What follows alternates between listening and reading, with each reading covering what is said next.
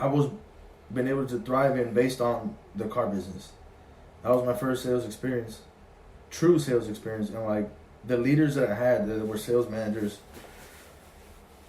the guys that didn't do anything, that thought they were the crap because once when they got the position, they stopped caring, and they stopped selling.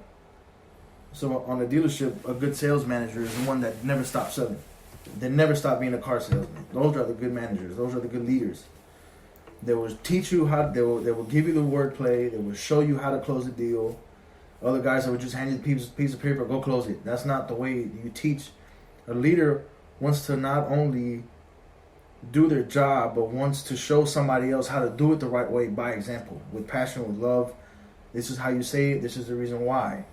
Trust me, even though you doubt it's not going to work, even though you told them 4,000 things, well, now listen to my one thing I'm going to tell you, and you're going to come back with a paper sign, and you're going to sell a car. You do it, boom, it'll happen to me time in and time out. And on that industry, what taught me was you never, even though you have the title, you never stop being the position that you started from. Because that's where you learn your hustle, that's where you learn your game, that's where you develop the passion. And like you never stop being that guy that you originally started. If you freaking clean toilets, bro, and now you're the CEO of a company, the people that do that thrive. Why? Because they never forget that they clean toilets. You know what I mean? Amen. I mean, here's the thing, and this is something me and my wife were talking about. I've fallen into this, and I'm the first one to be guilty of this. It's to be comfortable as a leader, to get comfortable, and it's probably one of those positions where, because your responsibility diminishes, but the ownership of things increase. It's almost like the pyramid. You're the bottom guy. Yeah, you have a lot of responsibility as far as, the dirty work and all of this. And as you move up, you have less to do, but more pressure, if that makes any sense. Of course it does. People are going to come to you and ask you why instead of going to the guy that messed up. Exactly. Right. So you get comfortable because you start becoming that person. And it happened in my marriage. It's happened at work in the past. It's even happened in my jiu-jitsu journey. Where as I climb up this ladder of leadership, of whatever, all of a sudden it's like I get kind of stuck. And I get complacent. It was like, oh, I don't have to do this. I don't have to drill anymore. I know it. All of a sudden, this little monster of a kid that has been drilling or repeating or never stops selling, right? All of a sudden, this beast of a person just does the basics. Doesn't know as much as you do, but just does the basics, but really, really well. Really good. All of a sudden, takes your job, takes your position as leader of the team, takes your position as quarterback. All of a sudden, it wasn't that you were a bad leader, because you were a good leader. You still have that potential in you, but you became complacent. So I go back to my point. The best leaders are the ones that own their responsibility to the fullest extent. And I think it's the same thing that you're saying, different wording. Yeah. But it's the same thing. It's the same thing. It's the guys that never stop selling. It's the guys that never stop drilling. The guys that never stop doing the basics to teach, to mentor, to do these other things. And along with my marriage, right? And I'll use my marriage as an example. I failed my wife in leading her to the things that I promised her at the altar. And this is why I wanted to talk about this, because I think it's something that people need to understand where we're at. Yeah. We talk smack and we joke around about sports, but we live a married life, bro. We're a little bit different than a lot of most people our age. And I failed her, and it's not because I didn't have the vision or didn't have the drive. It's because I let other things get in the way of that leadership, right? And not bad things. No. Not bad things, right? Fitness is a good thing. I'm going to take fitness. Fitness has been something I've been focusing on for the last 2 years. right? And I'll be the first one to tell you that it's a great thing to want to be a more fit person. Of course. It's a great thing to be healthy. But like anything, when it comes to cultivating leadership, you can be so obsessed with one thing that you forget about that thing that got you to the ball game. Yeah. It's like, I hate to say it, probably this is, I'm trying to think of Miguel Cotto. Okay. I call him the greatest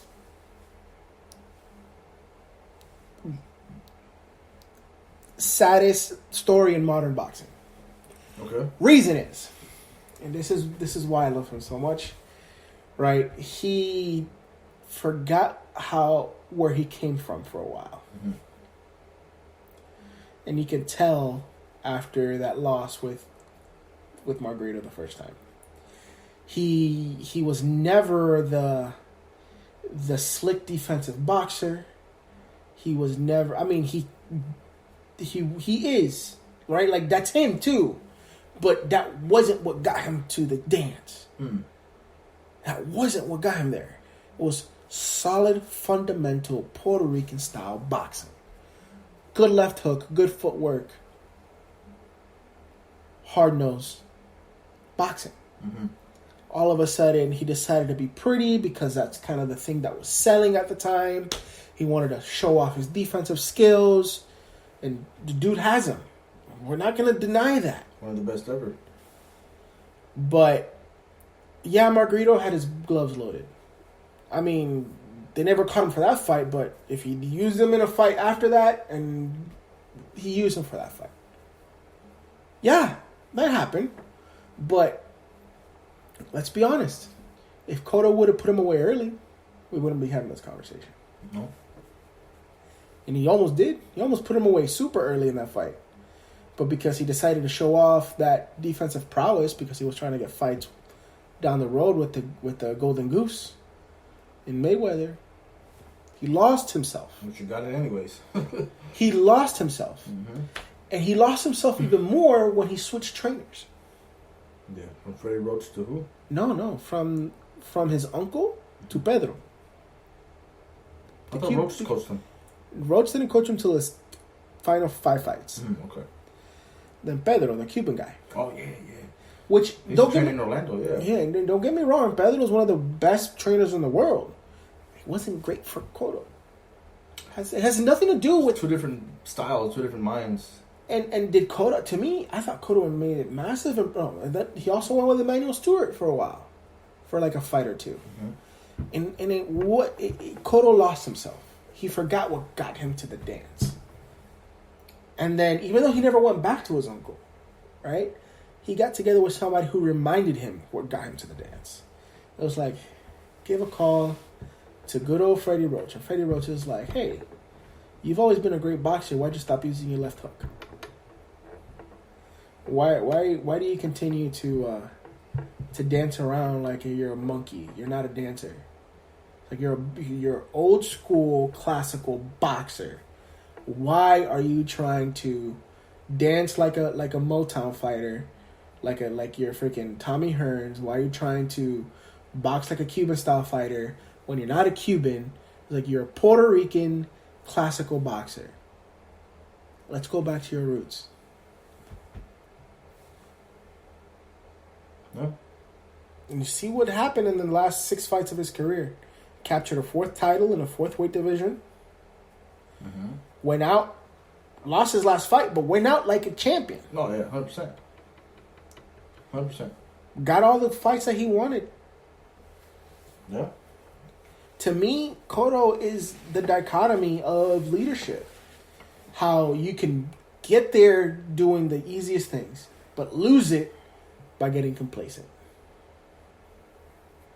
Yeah. Yeah, complacency in anything in life. He's my favorite. He's honestly my favorite modern day boxer. Yeah, 100%. I mean, if you even go back into biblical times, this was a preaching that I heard years ago, man. That really stuck to my heart. That, and I like to compare my life to David, I always use him as an example of if I want to compare myself to a human, it would be him. Like, as far as Jesus, right? I will never be able to get there until the day that I die. But we thrive for perfection.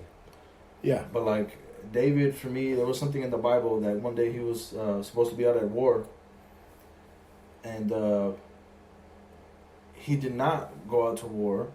He decided to roam around in the castle and got himself into some trouble. Yeah. He then committed adultery and murder based on, like how you were saying, complacency and ociosidad in Spanish. I don't know how to say it in English. I think it's ociosity, which means not being where you're supposed to can get you into trouble. And Coro, like how to back up your example, he was not where he was supposed to be at as far as mentally. Neither was David, and at times we all get there. But the difference between a leader and a regular person is recognizes their mistake, and then they fix it, like how Coro did, like how David did, and like how we try to do every time that we mess up. Exactly, and I know that. And own it, like how you were saying. Own it, like you have to own it. I mean, look, I could tell you this, man. I've worked under good leaders, bad leaders. I've been pastored by good leaders and bad leaders. And each one of them have taught me something. And I think the biggest lesson has always been to own it. And to own it almost to an extreme. Like, even now, right? And this is something that I'm honestly applying to my life in the last 6 months. Is when I mess up, is to own my mistake first. Yeah. And it's to own my fault. Because sometimes the fault of something not going the right way or something failing has nothing to do with the other person. A lot of times it's your lack of communication, your lack of knowledge, your lack of preparation. But that goes back to owning all of it, owning what that position entails. So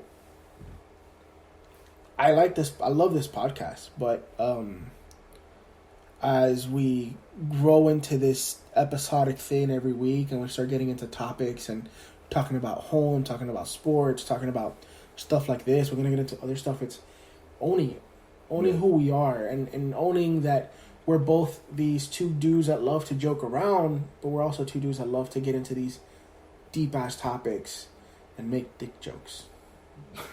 You do. Thanks, bro. Yeah. But yeah, man, I mean, leadership is so important. And like I said, man, it's not only about having the title, it's about helping somebody else that you were once in their shoes, and to help them get to where you're at now. Just. And to leave a mark into that person's life so they can do the work good, so that they can be the best boxer, they can be the best salesman, they can be the best whatever. You know what I mean? Yes. And based off of leadership. But like, yeah, man, I mean, it's such an important, like I was saying, man, it could really make the difference from going into work, waking up every day hating it, waking up every day being motivated by working with a certain type of leader. So it's so important, man. And thank you for bringing up that topic, bro. That was pretty dope, man. Yeah, man. So let's close it out. Let's do whatever Yes, sir. current events we got going, and then let's get you out of here so you get your arroz con pollo. Yeah, man. Current events, well, there was a shooting that happened here on Monday. The crane was over the weekend. The crane incident. No, that was last week. Okay, so. That was last week, yeah. On Monday, did you hear about the shooting or no? No, I didn't know there was a shooting You yesterday. didn't know there was a shooting yesterday? No. Dude, I'm in my own world sometimes. At 8:30 in the morning, there was a shooter in downtown Dallas that was out there in tactical gear and an AR in front of the federal courthouse. Oh, wow. He luckily, he did not kill anybody. There's videos online and everything, you can see it. He was shooting bullets. There was a picture that was caught by Tom Fox. He's a photographer for Fox News here in Dallas. He put his life on the line to take a picture of that guy while he was out there with the guns shooting up. On the video, it showed the clip of him shooting up the courthouse. The SWAT came in. I mean, you're in a courthouse. There's going to be federal agents out there with guns that are way better than he was. We hope. No, he's dead. Oh, okay. So they were just better shots. I'm gonna say yes, but the thing is, like, this is probably the most poorly planned mass shooting attempt in history. Everybody that has done that